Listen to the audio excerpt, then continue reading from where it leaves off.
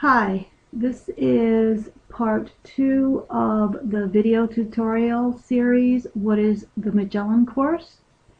In this tutorial, we are going to look at dialectical reasoning through the work of Gebser and his notion of the structures of consciousness.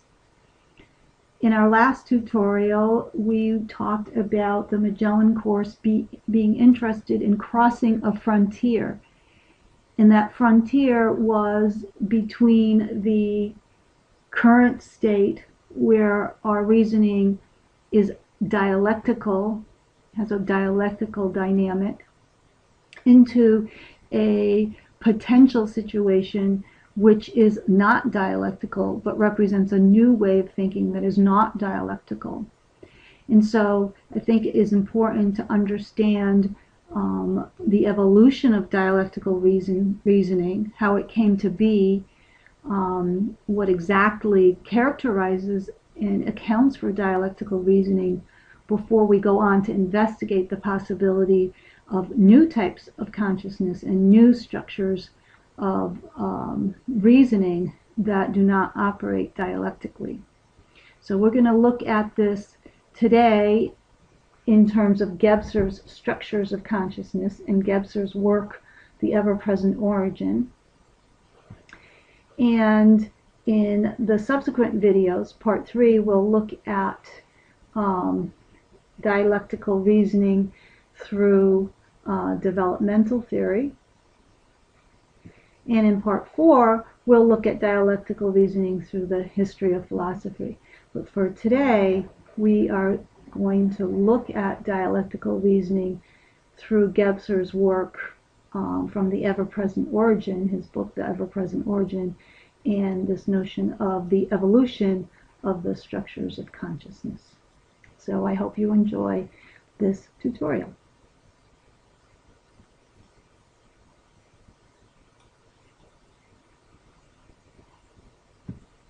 Gebser saw the evolution of human consciousness as proceeding through great epochal shifts, and he uses that term epic.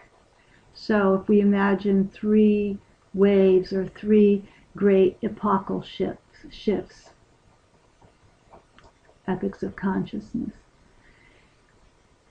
And the way he saw these epochs arising were through phases. So each epoch would have a phase, and the phases would go from latent, or the early phase, to efficient phase, the height of the maturity of the structured consciousness, to a deficient phase. So we can think of this epoch here, between these 2 points, as the epoch we are in, this epoch here as the epoch that came before. And so this, just before we start moving into our epoch, our structure of consciousness today, we would have come from the deficient stage of the previous epoch. And moving out of our structure of consciousness, developing toward the new, we'll see we're moving into a new latent stage of the new structure of consciousness. Now, each of these structures of consciousness can be identified by the types of reasoning that are evident through works of art, through philosophy, through language, through different cultural traditions and structures. And so what we're going to look at today is the current structure of consciousness over the last 2,000 years is called the mental structure. The previous structure of consciousness, Gebser called the mythic structure, not to be confused with the mythic level of development within the mental structure, and the upcoming or the new structure of consciousness Gebser called integral. Again, not to be confused with the term integral in terms of developmental theory within the mental structure. And we will look at developmental theory within the mental structure in the next video. So each of these epochs, each of the structures of consciousness, have a three-phase kind of evolutionary momentum. Within the mental structure of consciousness that we are in now, the latent form of reasoning Gebser called Oceanic. The efficient form of reasoning Gebser called Pyramidal, and we'll see why. And the deficient form of reason Gebser called Perspectival. And in general, Gebser left the detail of the integral structure blank. And so this is the territory where we're doing hypothetical work. We're trying to fill in the blanks in this territory in the Magellan course, but be consistent with some of the processes that Gebser described. Now, another thing in terms of what we're looking at are these three types of reasoning build up to what we understand as dialectical reasoning. So the movement from the oceanic to the pyramidal to the perspectival is a development of dialectical reasoning through history. Prior to this phase, the mythic was not yet dialectical. And in fact, even oceanic reasoning is not yet dialectical. And so our hypothesis, and this would be consistent with Gebser, is that beyond the epoch of the mental structure of consciousness, the types of reasoning would be no longer dialectical. So that's the hypothesis, that we go from the not yet dialectical epoch through this process of the development of dialectical reasoning within this evolutionary epoch to a shift, an evolutionary shift to a new structure of consciousness, the integral structure of consciousness, where it is no longer dialectical. And that would be the reasoning behind the Magellan course trying to look into this hypothetical territory, to give it more detail the way Gebser has detailed the reasoning structures as they developed through the mental epoch. Okay, so that's basically the grand overview. So what we can do is parse out and look at oceanic thinking or oceanic reasoning. Oceanic reasoning was not quite yet dialectical, and it proceeds from the mythic. And Gebser made these distinctions. The mythic he called two-dimensional. And the characteristic of the mythical, this would be the mythic, stepping back here, the characteristic of the mythical is that there was always a return, never a progression, never a progression. And so we see this in mythic cultures today are mythical systems. So you have cycles, seasonal cycles, where there's spring, there's summer, there's fall, there's winter, and there's spring. So there's always a return, a mandala-like mentality. There's the temporix, or the time frame, is always cyclical or periodic. Zeus flew around the heavens in a diurnal pattern. There's tales of birth, death, and rebirth in cyclical patterns, like the tale of the phoenix.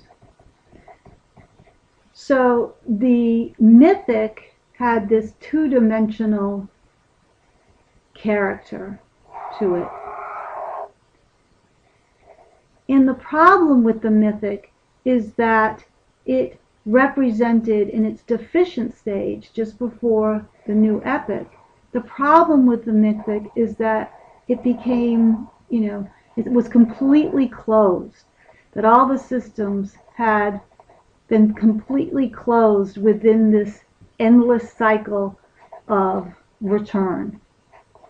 So the cultural structures, the cultural systems, the power structures, the kinds of justifications humans used for moral and ethic jurisprudence, they all ended up having no ability to get beyond this closure.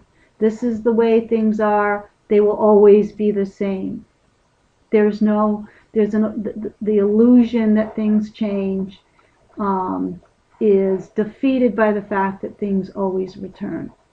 So Gebser talked about this problem with closure of the system that created the impetus or the dynamics for the mythic type of reasoning, this two-dimensional reasoning, to move into a new type of reasoning. And the first indication of that, Gebser calls Oceanic reasoning.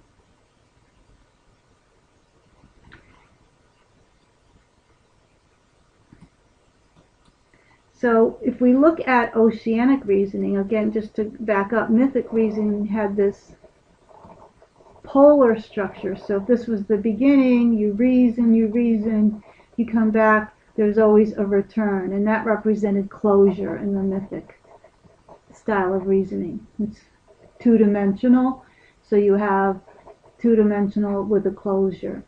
And Gebser called this polar reasoning. And this closure represented an evolutionary dynamics to move toward new types of reasoning.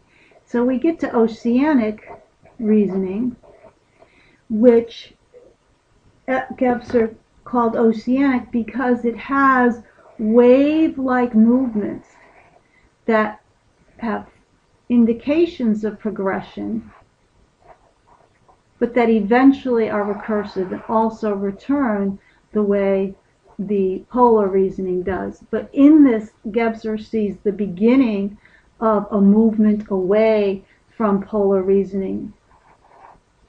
And so, for example, in Oceanic reasoning, he uses a quote from Heraclitus. And the quote goes, soul's death becomes water. Water death becomes earth. So there's a sense that there's a progression from one term to the next, and then a progression to another term. This is the wave-like structure of Oceanic. But then the way this quote ends is from earth water from water souls. And so you see, despite this progression, there's a re-looping back to origin. And so this is Oceanic thinking is the latent precursor of dialectical thinking for the efficient phase of the mental structure of consciousness. And so we go from mythic, which has got this closed, two-dimensional but closed reasoning cycle, to oceanic, which gives us some indication of this progression to other terms, relating the beginning term to other terms, but with the completion of the thought or argument still going back to close on the origin. Still has this mandala-like quality. So that's why he calls oceanic thinking latent. It shows signs of moving from polar reasoning in the mythic structure, but it's not quite yet as mature a dialectical process as the next phase that Gebser identifies in the mental structure, the development of the mental structure of consciousness into the efficient phase. He calls that thinking pyramidal. So we go from the polar reasoning of a mythic structure to the transitional phase, oceanic, in its wave-like structure, to the efficient phase, the pyramidal, which today we recognize as dialectical thinking, and certainly Gebser did also. So now we'll turn to the efficient phase of the mental structure, and that's pyramidal thinking.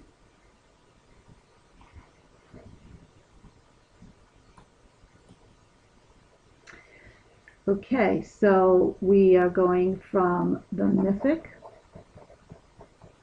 to oceanic, which is the first indication of dialectical thinking, to pyramidal thinking. Gebser called the mythic two-dimensional with its closure, and he called pyramidal three-dimensional. And the reason why is that pyramidal thinking, we won't be surprised, looks like this, can be illustrated like this. You have A, you have not A, and then you have a progression to a higher synthesis.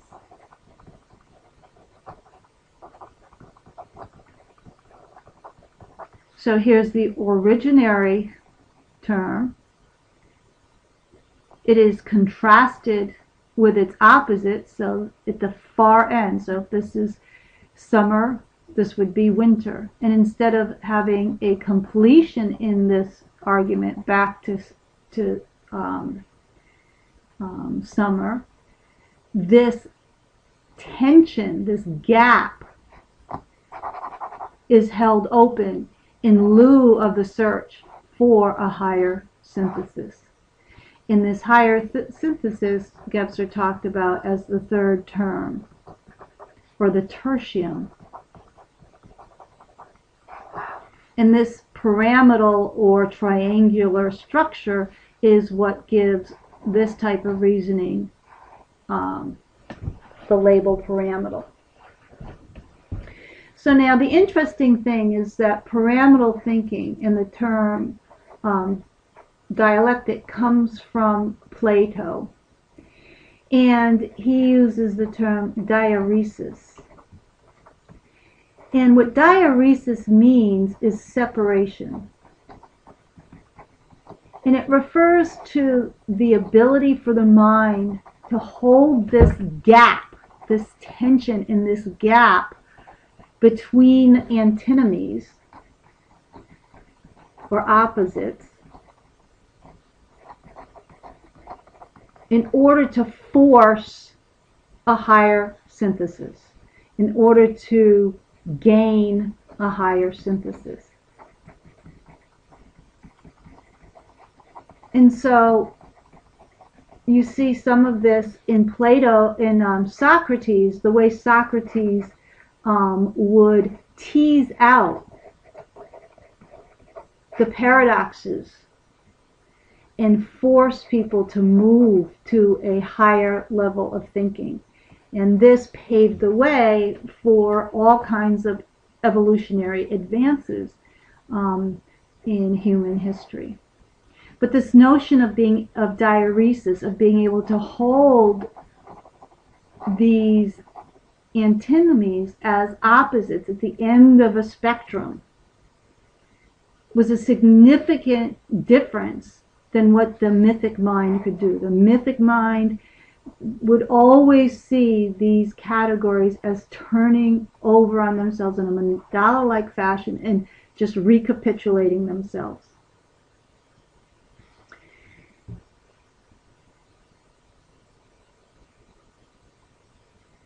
What we then see in terms of what dialectical reasoning amounts to after 2,000 years of dialectical reasoning is that you have this pyramidal thought that leads to a higher synthesis, which then finds its antithesis, leads to a higher level synthesis. And after 2,000 years, the whole system has created this very progressive, or progression, this notion of reasoning as progress or progression. And Gebser was very careful and very painstaking to note that this concept of progress or progression is a product of the dialectical style of reasoning of the mental structure of consciousness. And so when he talks about the evolution of the structures of consciousness, he does not mean to imply or to incorporate this mental structure of progression onto the notion of evolution. This is very important point in reading Gebser, that our tendency to see evolutionary processes as progressive is merely a condition of the mental structure of consciousness. And so this is another kind of view that is conditional to and dependent upon the mental structure epoch of consciousness. And so for Gebser, because he was moving beyond that conditioned mindset, he saw evolutionary change as just that, epochal shift, but not necessarily progressive, and that the notion of progression is imputed on epochal shift by the mental structure of consciousness because of the dialectical style of reasoning, which over 2,000 years sees this constant progression. In analogous to the way the mythic structure of consciousness saw everything as complete iteration and return, the mental structure of consciousness sees everything as increasingly progressing. And so we hear of the concept of complexification,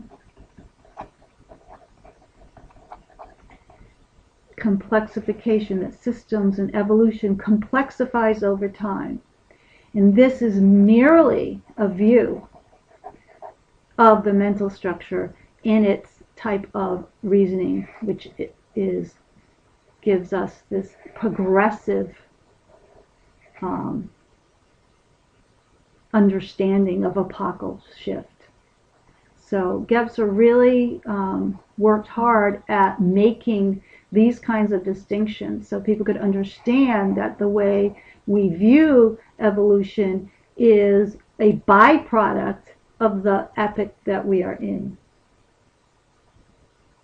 So without a doubt, there's this epochal shift, but it only appears as a progressive complexification, a continual progression and complexification because of the dynamics, the dialectical dynamics of the mental structure.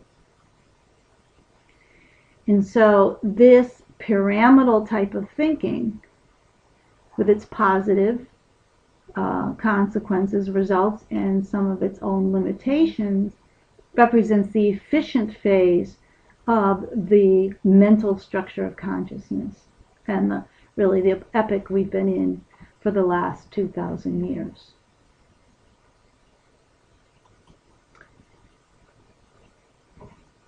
Now the question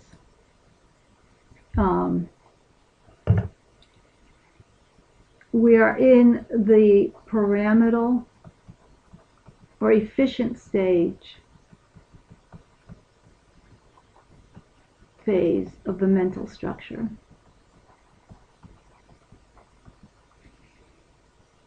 And even Gebser could see that this had already begun to become deficient. Or we could say it had started to exhaust its useful evolutionary usefulness as it moved into what he called the deficient stage, and he associates that with his term for that is perspectival. Now this is very interesting because if you're familiar with integral theory or Aqual theory, then the whole notion of perspectivalism and integral methodological pluralism and multi-perspectivalism is touted as the pinnacle of rational development. But for the very same reasons that Gebser saw what perspectival reasoning was, he sees that he codifies this as the deficient stage of the mental structure. So there's actually a complete disconnect between Aqual theory and Gebser's notion of the perspectival phase. Gebser saw the perspectival phase of reasoning in the mental structure as being deficient. So this is not a small point if you are a scholar of integral theory. It's Aqual version of integral theory. So why did Gebser see perspectivalism as being deficient?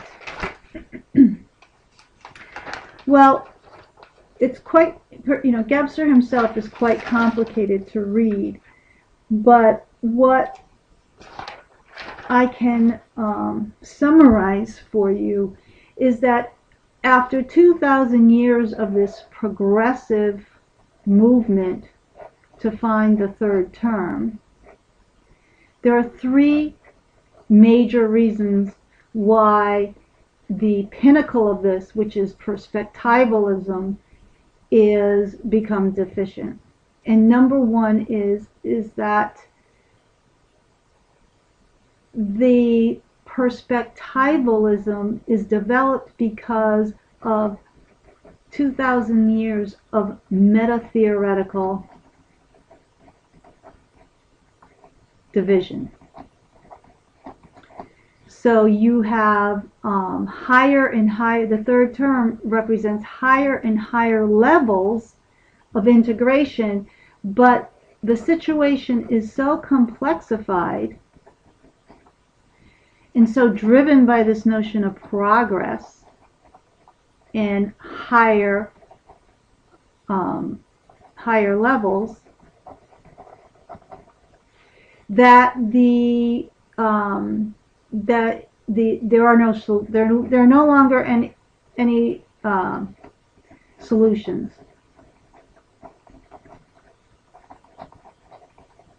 Okay. The solutions, the inquiries become more and more abstract, more and more meta-theoretical, more and more complexified. They can't solve it doesn't solve any more problems. So in a sense, it represents a closure. So the meta frames that are required, these are not Gebser's terms, itself represents a kind of closure, because you're constantly moving to more and more complex, higher abstract versions of the inquiry. And so that's why he called this phase deficient. The second reason is because the metaframes, these are not his terms, this is a synopsis, they exit their own domain, the domain of inquiry.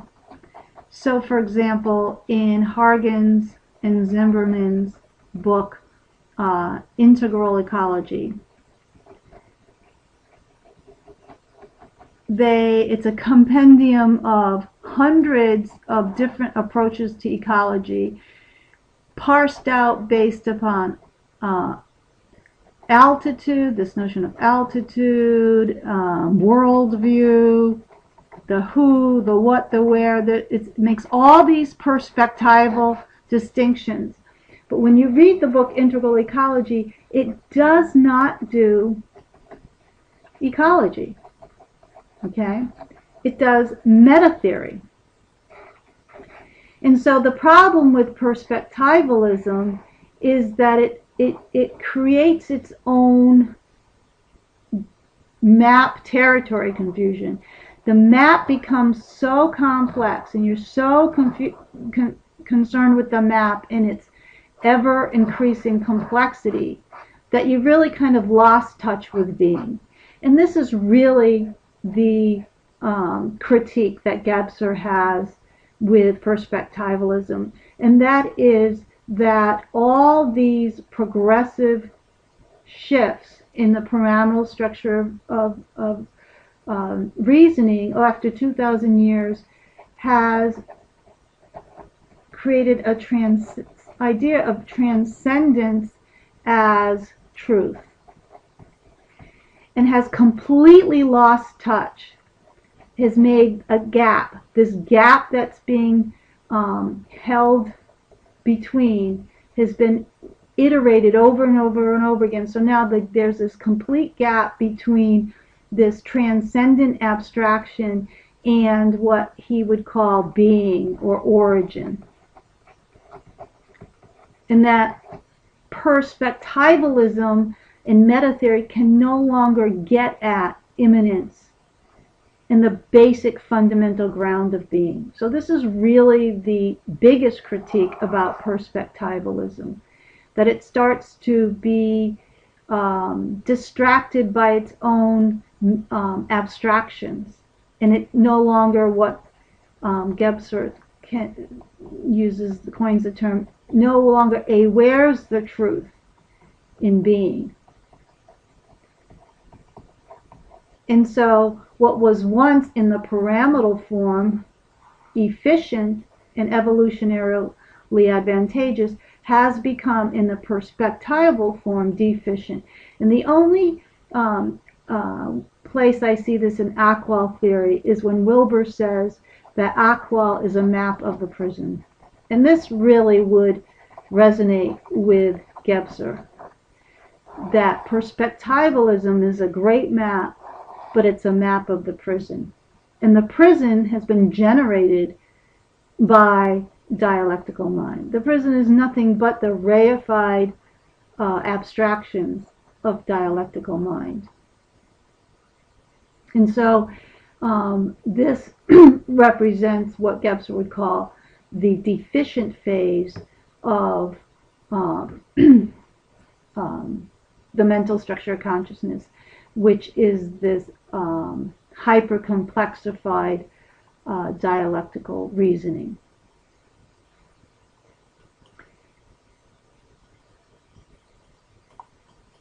So we've moved from the mythic in its polar reasoning,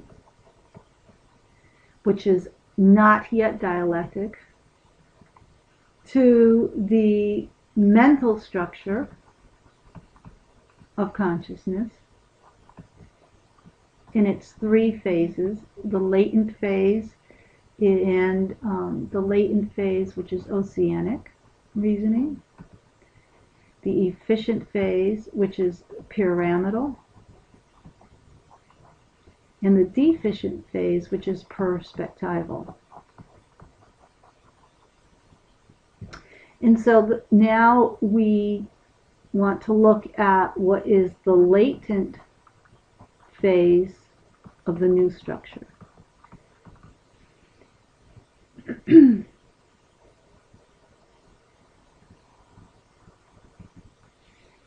One of the types of reasoning that Gebser sees as a candidate, we'll just call it a candidate for this latent phase of the new structure, he called paradoxical reasoning. And paradoxical reasoning has this, can be described as being able to hold this gap of A and not A, let's say. So it can still hold this gap. So in that sense, it retains some of the experience of diuresis or separation. But what it does is it resists the synthetic move.